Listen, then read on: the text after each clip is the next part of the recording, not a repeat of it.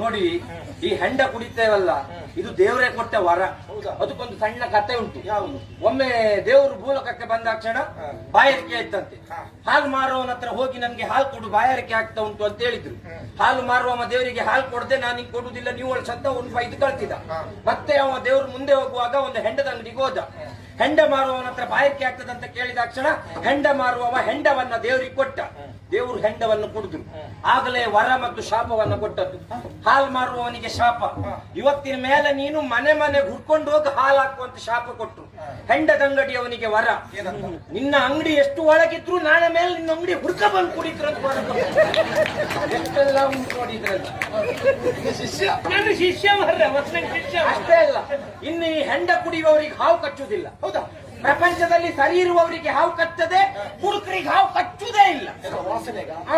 ಸರಿ ನೋಡಿ, ಹೆಂಡ ಕುಡಿಯುವವರು ಹೆಂಡ ಕುಡಿದು ಹೇಗೆ ನಡ್ಕೊಂಡು ಬರ್ತು. ಹೀಗೆ ನಡ್ಕೊಂಡು ಬರುವಾಗ ಅವರಿಗೆ ಹಾವು ಕಟ್ಲಿಕ್ಕಂತ ಬರ್ತದೆ. ಕಟ್ಲಿಕ್ಕಂತ ಬಂದ ಹಾವು ಆಚೆ ಕಾಲಿ ಕೊಚ್ಚುದ, ಈಚೆ ಕಾಲಿ ಕೊಚ್ಚುದ, ಆಚೆ ಕಾಲಿ ಕಚ್ಚುದಂತ ಹಾವಿಗೆ ಮಂಡೆ ಬಿಸಿಯಾಗಿ ಹುತ್ತ ಸೇರ್ಕೊಂಡ.